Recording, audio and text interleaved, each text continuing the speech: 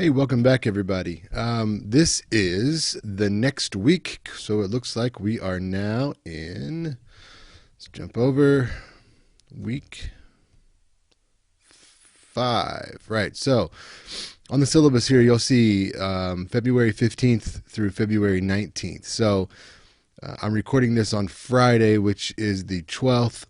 So don't forget, if you're watching this early, to turn in those topics and sources. Those are due again on the 12th. That's this Friday. However, next week, there's nothing officially due that you need to turn in.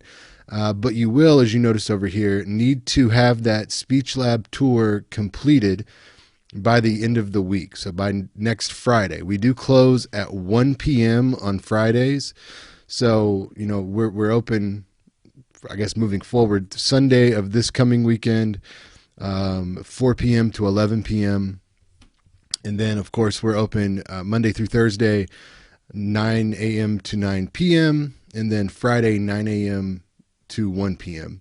And just to make sure we're still all on the same page with that, let me jump in over here. If you go to gvsu.edu/speechlab, you will see this big image here. These are our consultants and the link to go into that meeting. So if you click this, it will take you here and allow you to join that call. You'll just jump right in.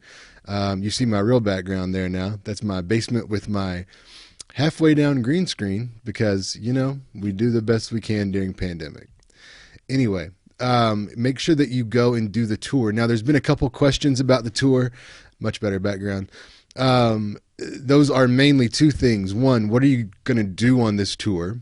And that is just learn a little bit more about how to make appointments, the services we offer. They've got a whole spiel ready for you there, no matter which consultant you work with. And the other question is, how will I know if you have gone? And that is at the end of every session at the lab.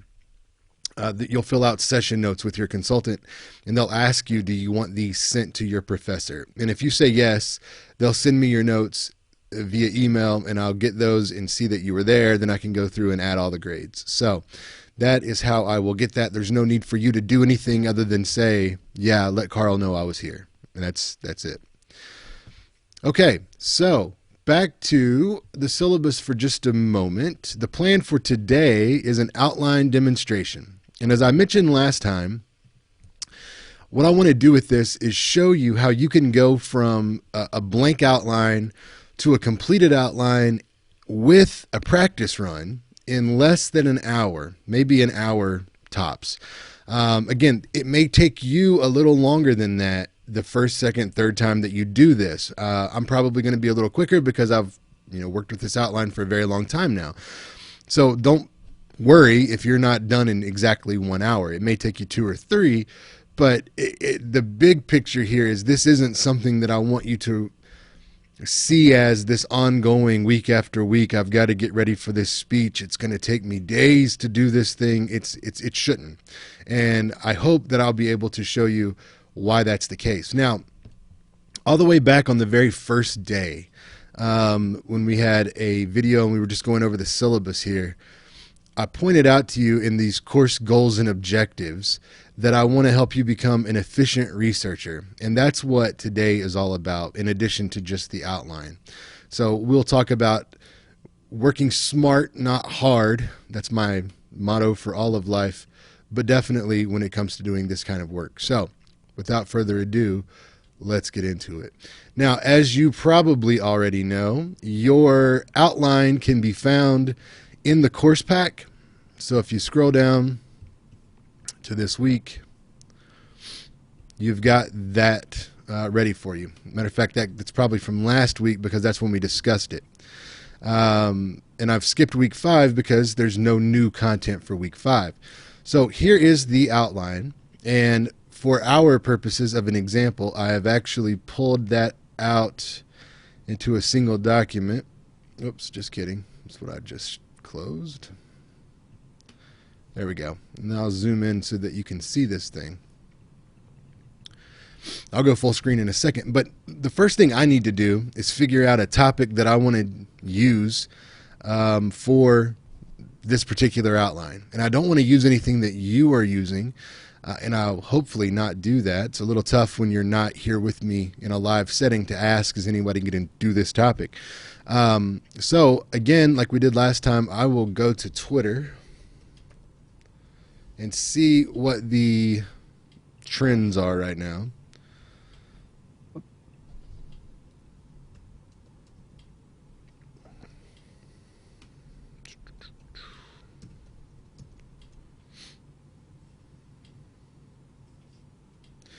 Boy, I don't know the password for this. Let's see if we can find it a different way. Trending on Twitter. What's trending? Let's see. Oh, this isn't quite what we wanted, but I bet we can get there this way. Yep. Trending, J.J. Watt gets let go by the Houston Texans. Nikki Haley. Wanda, Lunar New Year, First Lady, Cuomo. Okay. Trevor Lawrence, MCO. Okay. Melania. Well, that didn't help me out greatly at all. Dave Chappelle, wonder what he's doing. Showing us the Chappelle Show's return to Netflix. Oh, wow. This was one of my favorite shows when I was, I hate to say I sound old, but when I was your age, when I was in college.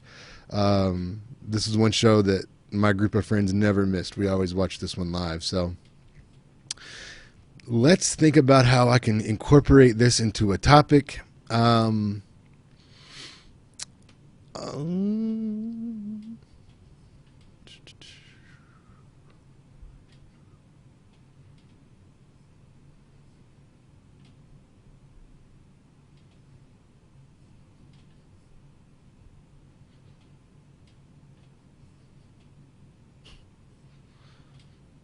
Okay. So then,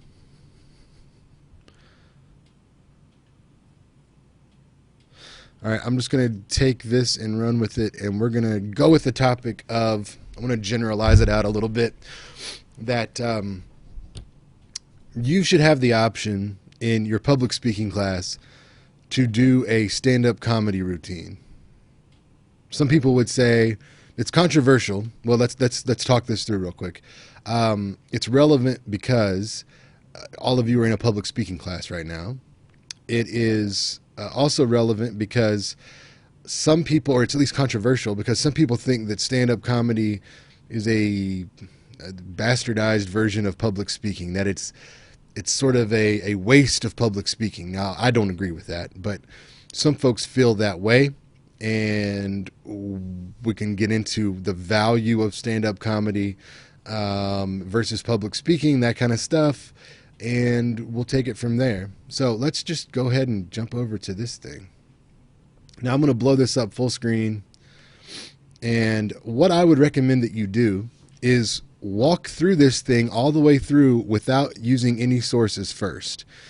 See what you can come up with, see what stands out to you. Don't forget also that you should probably engage in some of those brainstorming activities that we talked about. And so we'll see how we do with that. So let's do here. We got to remember this is an informative speech, very crucial. This is our class sample. Oops. And it is about stand-up comedy. All right, so an attention getter, boy, we've got a lot of options here. We're going to come back to that in just a second. Go with the very easiest stuff first. Carl, so I'm going to tell you about public speaking and stand-up comedy. By the end of this speech, you should. Now remember, this is only informative, so we don't want to say by the end of this speech you should agree that. No, that means we're trying to sway someone. We're simply informing, we're teaching here. So by the end of this speech, you should know more about public speaking and stand-up comedy. As a matter of fact, let's clarify that and say more about the relationship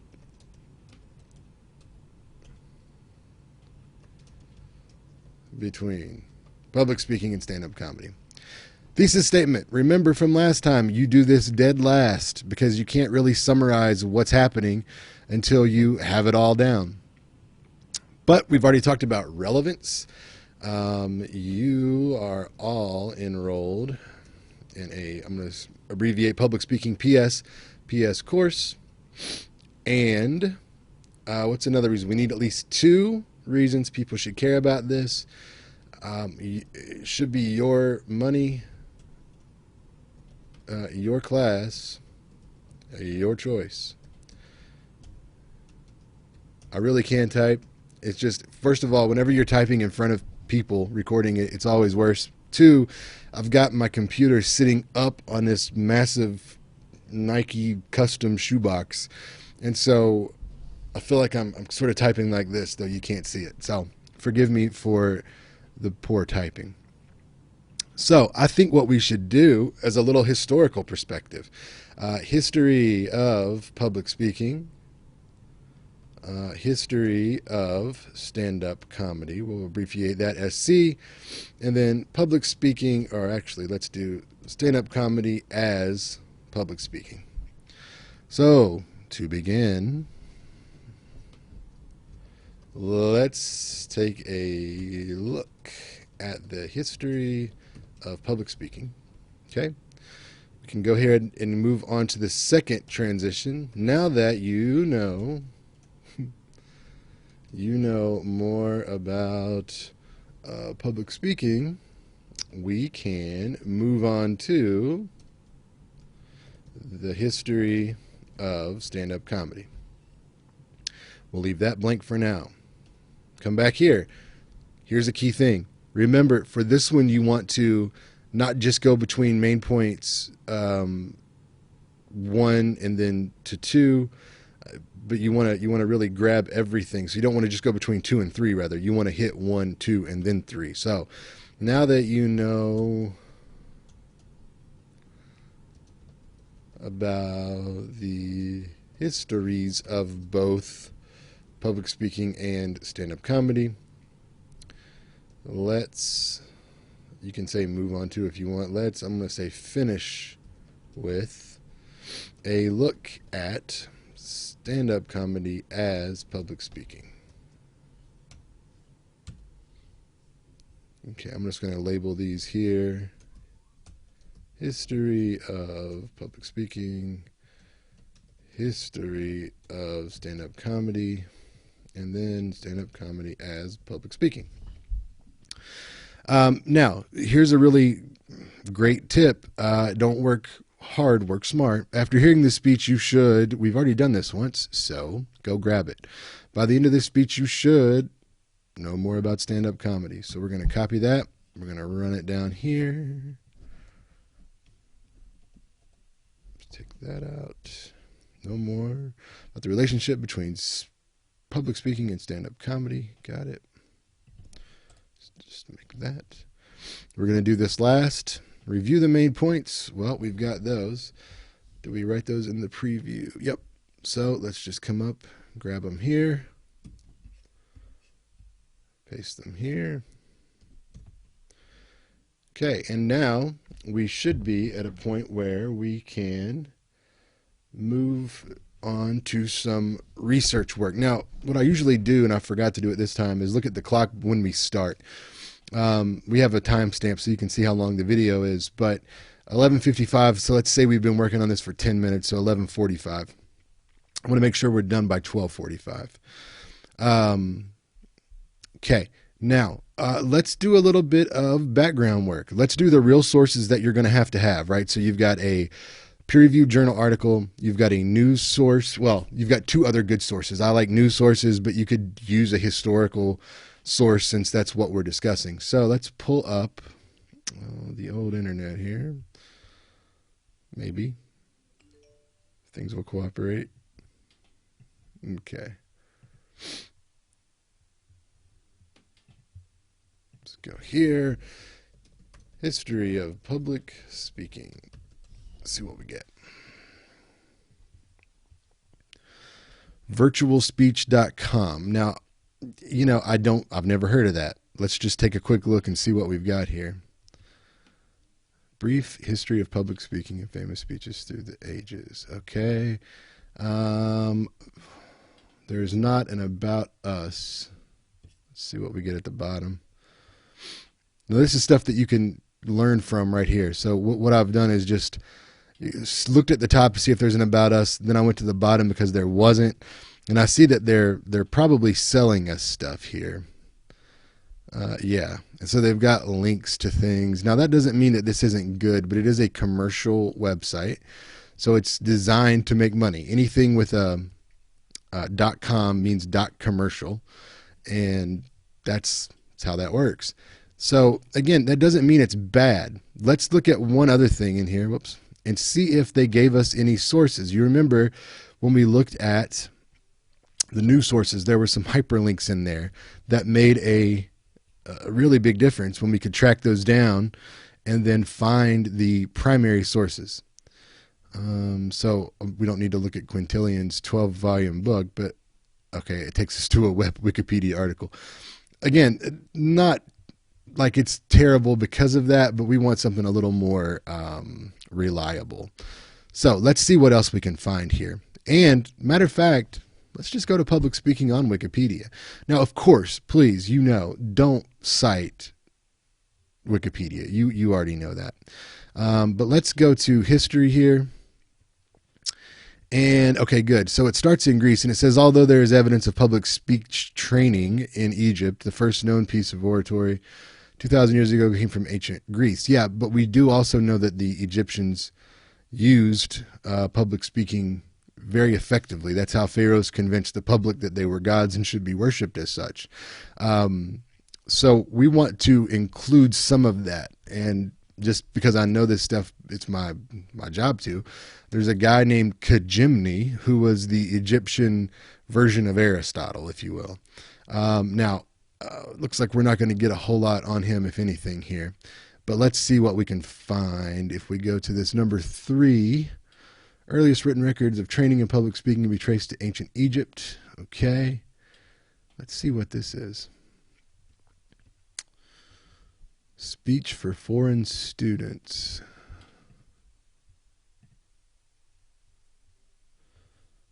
Okay.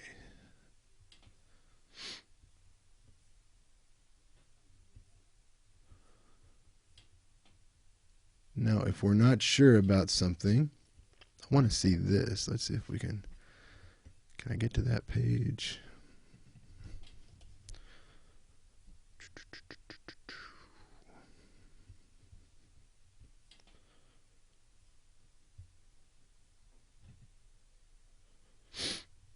Well, I don't want to go through all that. I just need to see if I can get it from here. No. I'm trying to see who published the book. We can probably do it a different way. Let's see who Morris Womack is, since they are listed as the first author.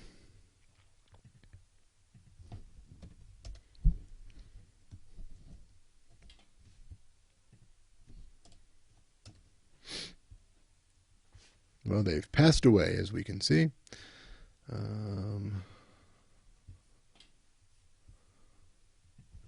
Assuming it's the same one. Author.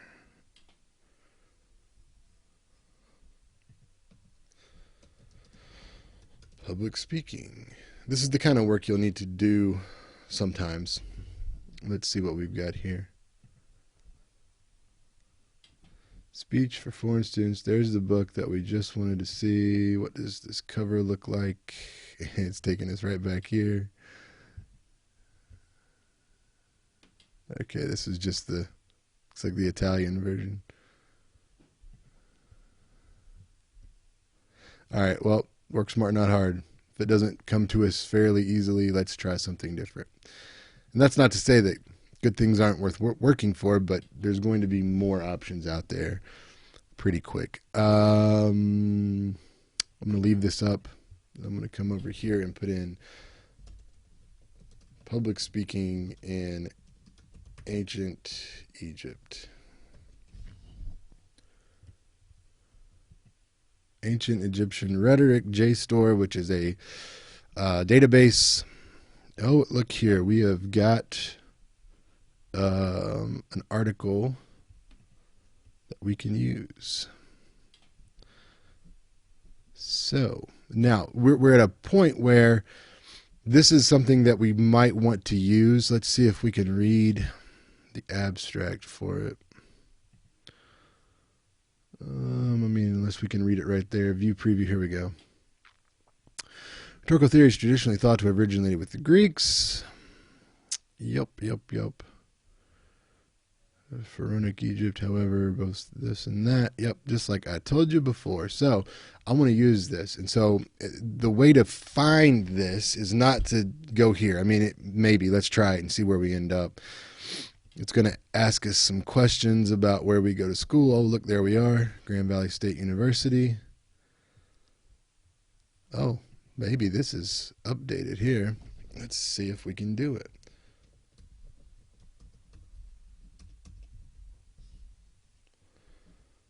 Sign into the library. Okay.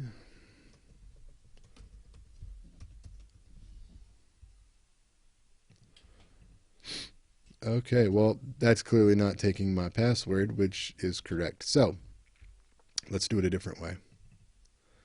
Let's back it up. And this is in JSTOR, Rhetorica, Volume 1, Number 1, Spring 83.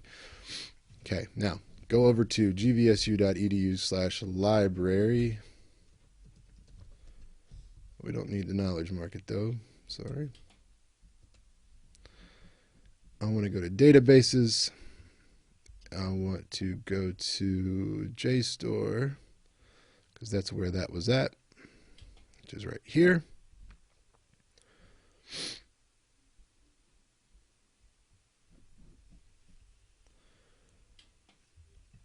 I want to look for Rhetorica. Let's just try it like that.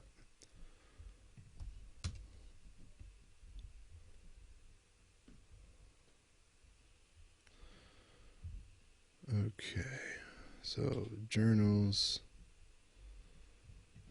Let's just try ancient Egypt rhetoric. There it is.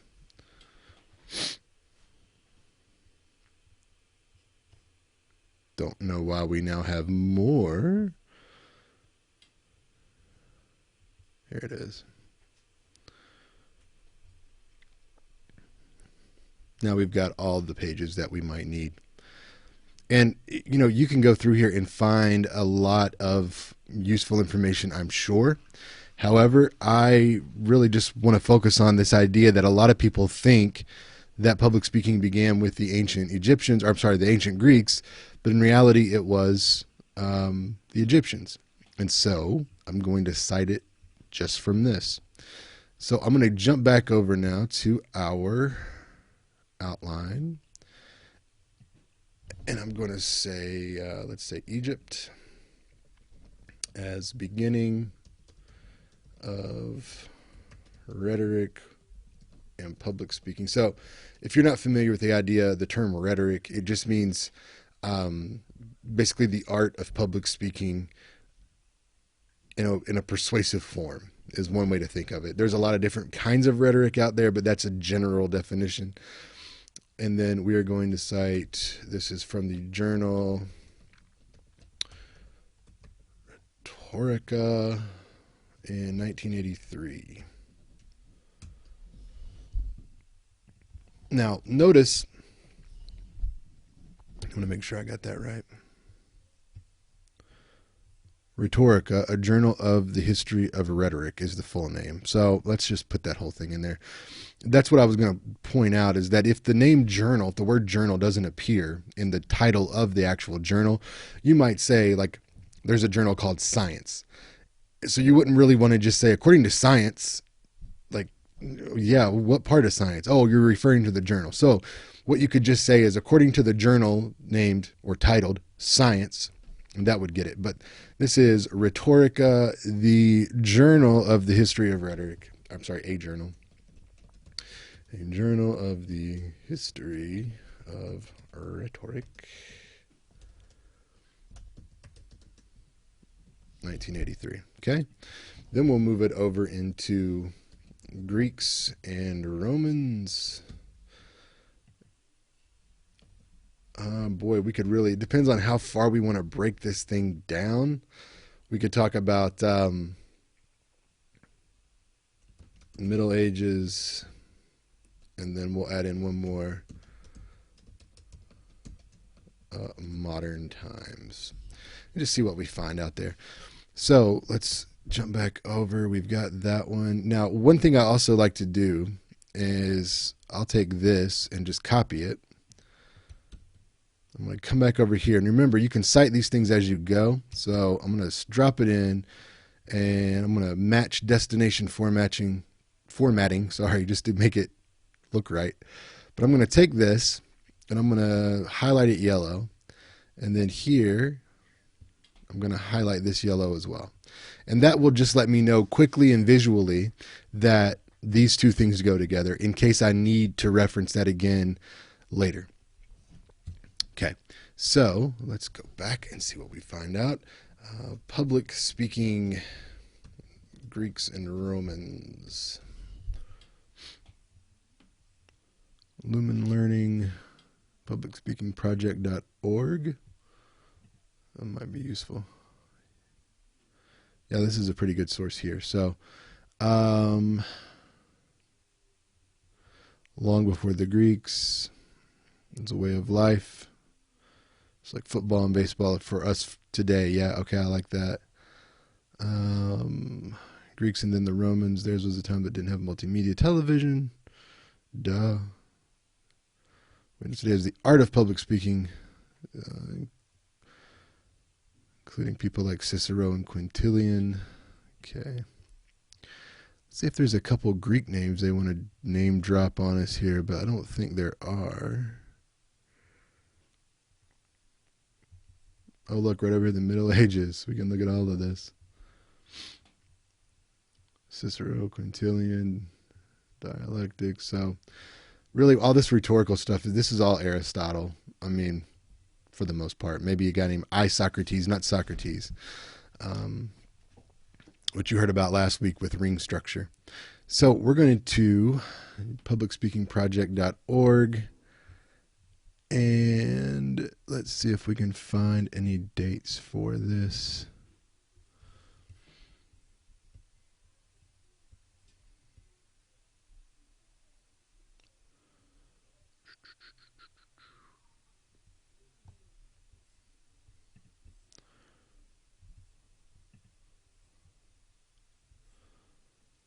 (2013).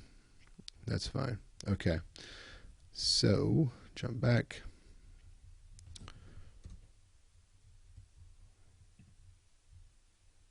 Let's do this, and we will say things like Division 1.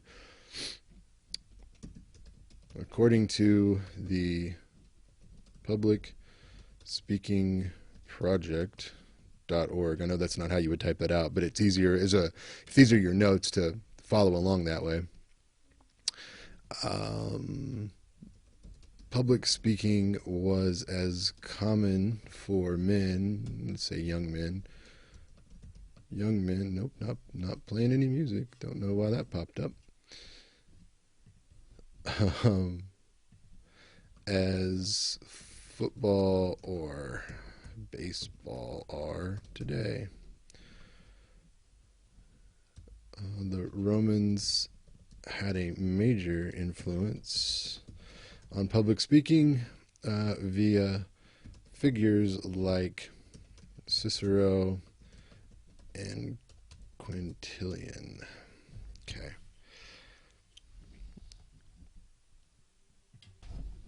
I'm just going to write published in 2013. Okay. And just like in a paper, since we're not going to cite anything else before we move on to the second point, the second division, we don't need to cite anything else again here because we know where that came from. So let's do a different color. And I'm just going to take this and copy it. Then I'm going to drop down here and just pop it in as well. Okay, you know what? I'm going to take out Middle Ages just for time. This is a fairly brief speech. And then modern times, since everything doesn't have to be cited, we could talk about people like Hitler, MLK as representing maybe the worst and the best of public speaking, of what public speaking can do.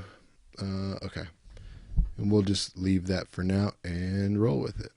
Now, let's find some stuff about the history of stand-up comedy, which I don't know as much about. History of stand-up comedy. I know it reaches back into the old days too.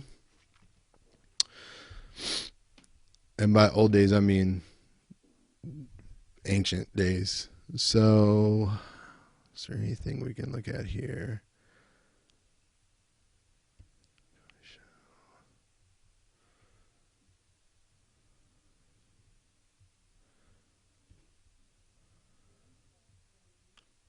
Not seeing anything there. Let's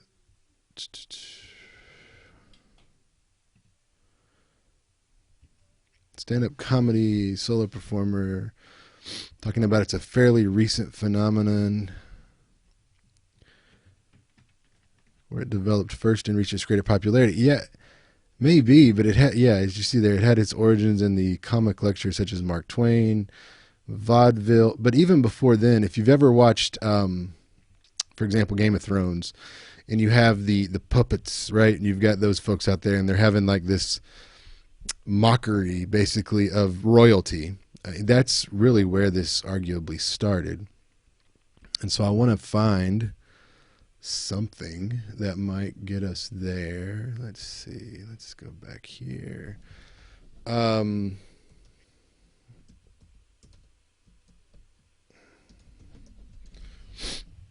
Did not spell that right, I don't think. Maybe nope. Comedy. I don't really want to know about that. What is this?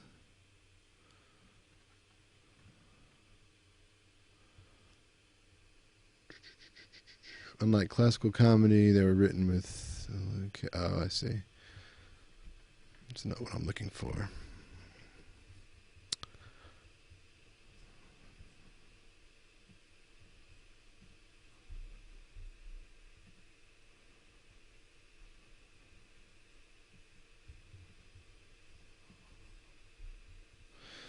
From stand-up comics to television sitcoms, it's a wash, but people joke about the medieval period.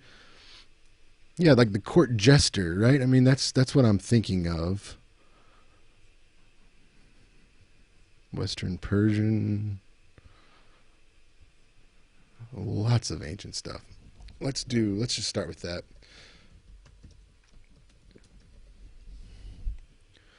The court jester, here we go. Medieval and Renaissance times.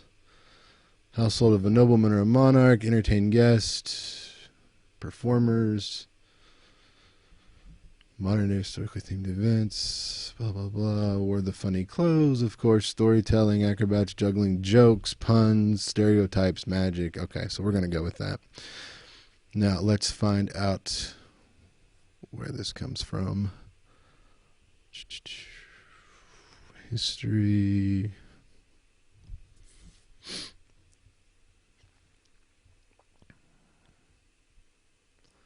Just looking for a link to something useful. First Jester in Conway, North Wales.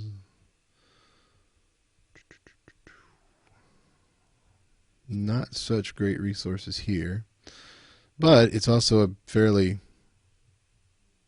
unresearched area, I suppose, when you think about the context that we're using. Let's see what we can come up with if we click this. Not much. Okay, so work smart, not hard, right? Let's jump back over. We know that these folks existed. And so when we talk about it, we could say things like, perhaps the original stand-up comedy was the court jester known for their bright clothes, funny hats, and let's say in their role in making in keeping people entertained.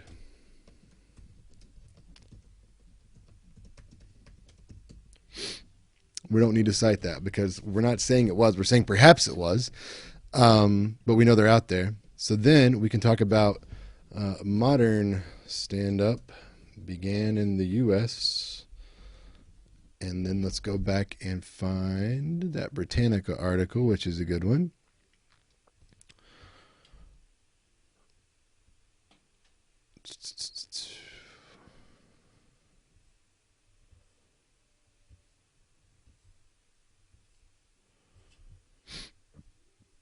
So it was in the 1900s, early decades of the 20th century in vaudeville. And then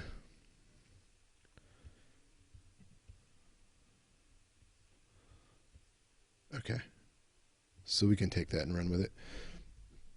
Populist entertainment, good. So we're going to say modern stand-up began in the U.S. in the early 1900s and was inspired by comic writers such as Mark Twain and the vaudeville shows that were popular at the time. And this is according to Britannica. According to, let's make sure we get it right.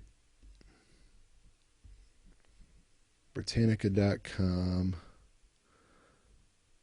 And do we...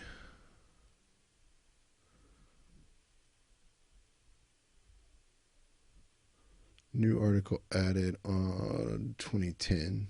So here's how I found that. Article history. It'll tell you when it was originally uploaded. So we're just going to go ahead and go to the original date and say it was 2010. Okay, according to Britannica from 2010. Now, again, I'm going to highlight that. Let's use green this time. And then I'm going to copy, paste. And then we can just say things like,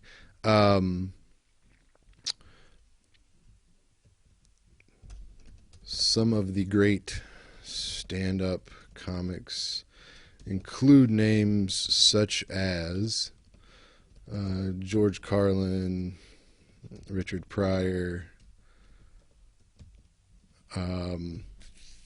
There's tons of them. Let's do a search for that real quick. Most successful stand-up comedians, and see what we get. Forbes. Kevin Hart,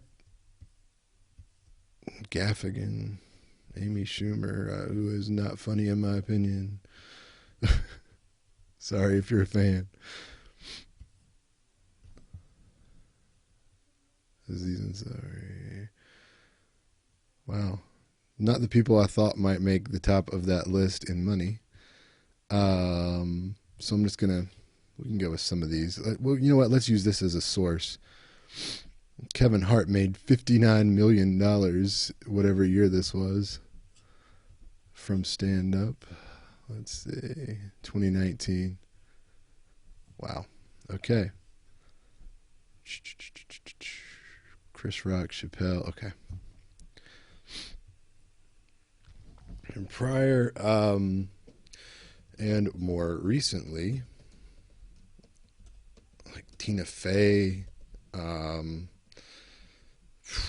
Wanda Sykes, Jerry Seinfeld, and Kevin Hart, who, according to Forbes in 2019, brought in over $50 million from his stand-up work. Great. Sorry, Jerry, I've misspelled your name. My bad. Okay, so let's do Forbes 2019. Let's go up here and grab this.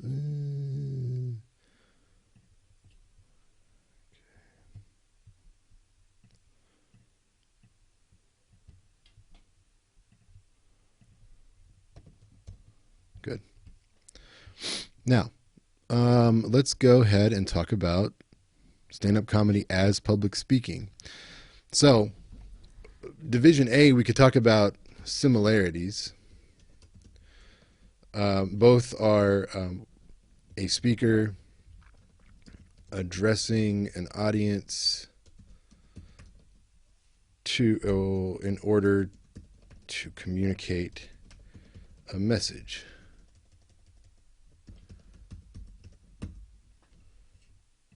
Differences.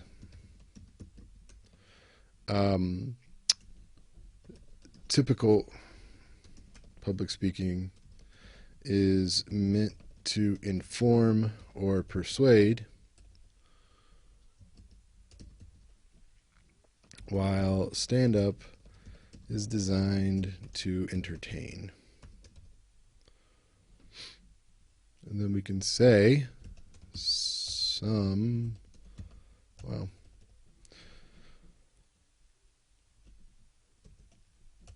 how do we want to say it? Let's see if we can find something that's out there that we can use. I guess I could cite myself on this one, but I'll hold off on that. Is stand-up comedy public speaking? Another Forbes.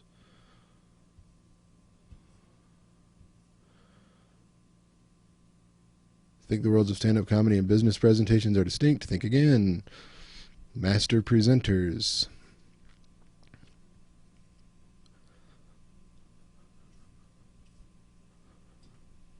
Yeah. Oh, this is actually really good. I'd like to... I'll share this with the class, actually. This is really useful. More on this in a minute. My head out of the way.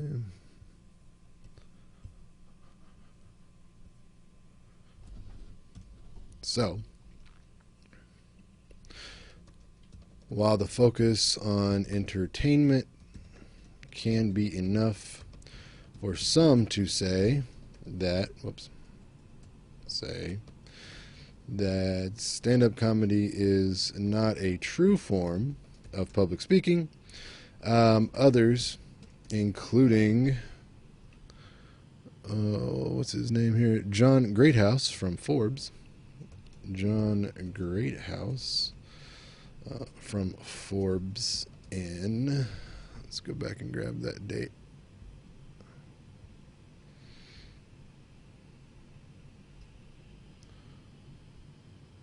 (2019).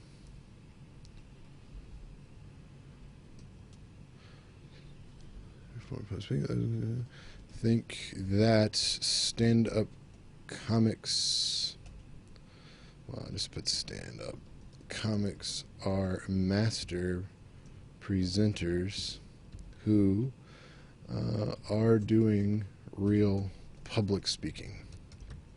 Great. Let's take John Greathouse from Forbes, copy, let's paste it, let's highlight it, I'll do blue with you. Great. We're done with the body. We're almost done with the whole thing. Time check. Ooh, rolling good. Okay, so now we need to go back and fill in some blanks. We still have the thesis and all that. I'm going to let that stew for a minute because I want to focus on the attention getter and the conclusion. And if you remember, and I've already mentioned it now, you'll want to make that connect. So you want to use ring structure where your attention getter and your closure statements kind of go together. So let's do a question, and we can make these sort of the show of hands questions and see where we get. So, do you like stand-up comedy?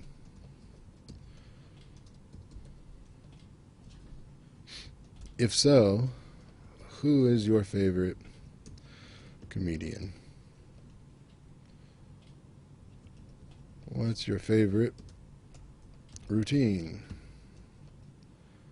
Oops. Carlin's 7 Things You Can't Say. If you've never seen that, you should go watch it. Pryor on setting himself on fire. That was a classic. But there are some definite others. Let's say, or maybe Chris Rock discussing his childhood, which they turned into a show that you may have seen. Okay. Let's finish this with a line that just sounds like it's completed, and we can say something like, I'll tell you what, let's find a stat. How many people like stand-up comedy? I can't tell where this is from because I'm in the way. Wonder. The short version is that, wow. Facebook targeting reveals 91 million people are interested in stand-up comedy. Let's try something else. Quora, stand-up comedy, Reddit. Nope. Psychology of stand-up. Oh, this would be good for the next speech, I imagine.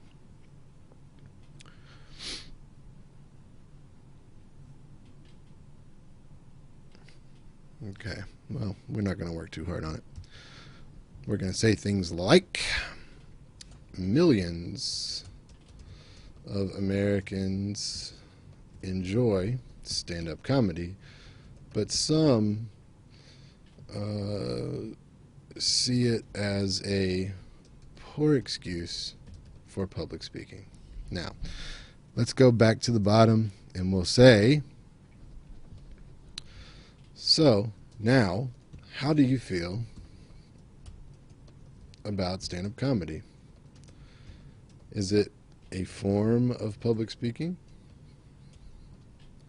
Is it a lesser form or equal to that of some great public addresses? Hopefully, now you can form your own opinion on this surprisingly controversial topic.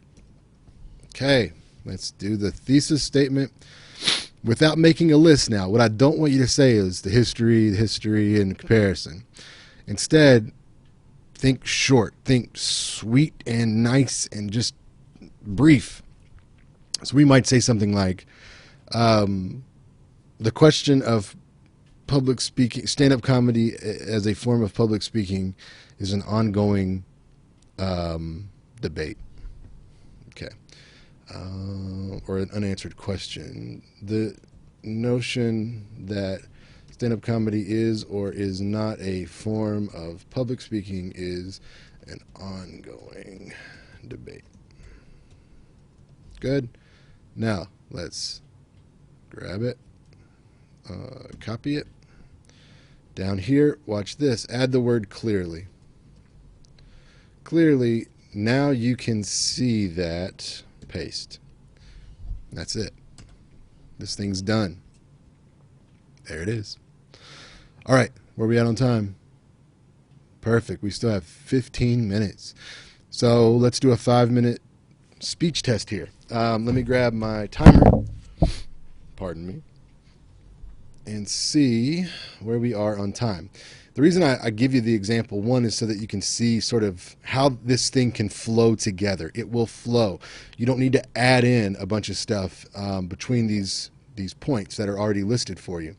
And the other thing is to see how my content aligns with the time restriction. So let's say I'm shooting for 5 minutes here, and let's see where we go. Now, I don't want you to read as much as I will because I just wrote this, but you'll see the point, I hope. Here we go. Do you like stand-up comedy? If so, who's your favorite comedian? What's your favorite routine? Some people like Carlin's 7 Things You Can't Say on Television, or listening to Richard Pryor talking about the time he set himself on fire when he was using drugs. Maybe you like Chris Rock discussing his childhood, and that, of course, was turned into a television show. Millions of Americans enjoy stand-up comedy, but some see it as a poor excuse for public speaking. Hi, I'm Carl, and today I want to talk to you about public speaking and stand-up comedy. By the end of this speech, you should know more about the relationship between public speaking and stand-up comedy. The notion that stand-up comedy is or is not a form of public speaking is an ongoing debate. Now, you should care about this topic because you're all enrolled in a public speaking course, and maybe you should have the option to use public speaking as a speech type in your class. Today, we're going to talk about 3 things. First, the history of public speaking. Second, the history of stand-up comedy. And then we'll look at the differences and similarities between stand-up comedy and public speaking. So to begin, let's talk a little about the history of public speaking. Now, according to Rhetorica, a journal of the history of rhetoric from 1983, Egypt was actually the birthplace of rhetoric and public speaking. Many people think that the Greeks and Romans started public speaking, but in fact it predates them. It is true, however, that those Greeks and Romans then really normalized and popularized public speaking.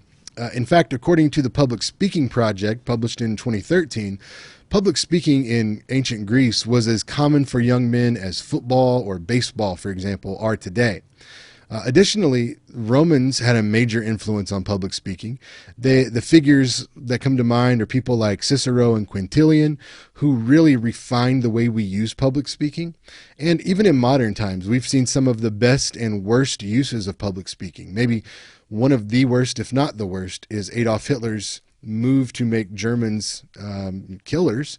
But we can look on the other side and see the possibly best use of public speaking from people like Martin Luther King Jr. in his I Have a Dream speech aimed at changing the world in a positive way. Now, we've covered a little about the history of public speaking, so let's move on and talk about the brief history of stand-up comedy. Now, perhaps the original stand-up comedy was someone like a court gesture. They were known for their bright clothes, their funny hats, and their role in keeping people entertained in the king's court.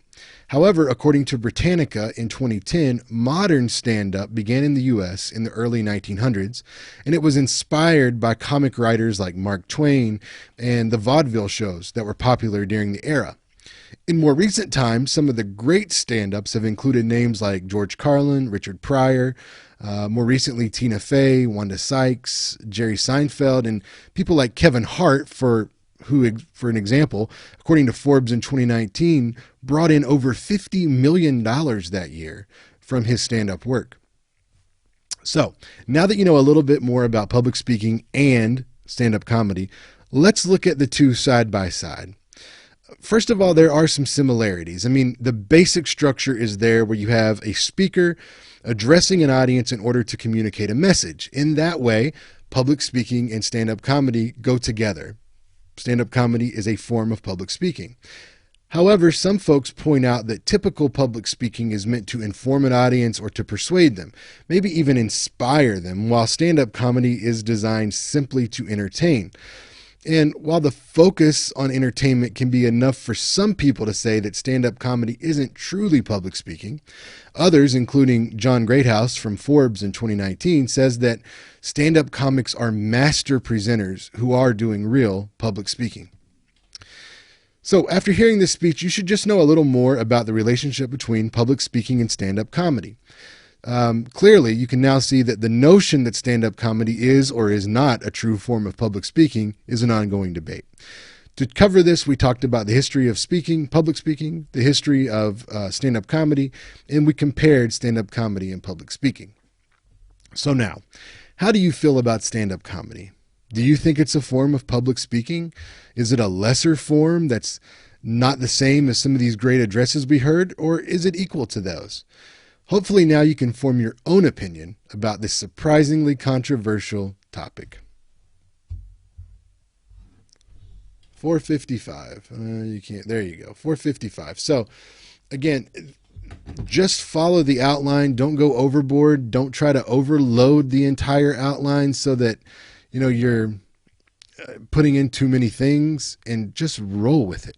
Again, I didn't have to do a lot of improvisation here by adding some ad-lib stuff to connect ideas or these points. It just flows fairly well the way it's written. So what I'm going to do now, I will save this and then post it onto the Blackboard site. Of course, you're already there, so you probably see it. And you can use this as a model. So now, as you prepare your own outline, because if you will remember that, let me jump back up here to the schedule. For week 5, your tour is due, but next week on the 26th, that informative outline is due, and you'll turn that in. So now as you prepare, you've got the blank outline, the evaluation form with the stuff we discussed in class. You have the outline with the red text, which is the notes. You've got a sample outline that we just did, so you can watch this video again, and if you forget where things came from, and use all of that collectively to make your own outline that you'll turn in next week. So, as always, if you have any questions, make sure you let me know. I'm happy to answer those. And again, just have fun with this. Don't overthink it. I can't tell you enough. That's the biggest mistake people make with this. They overthink it. Don't do that, and you should be fine. I'll see you next time.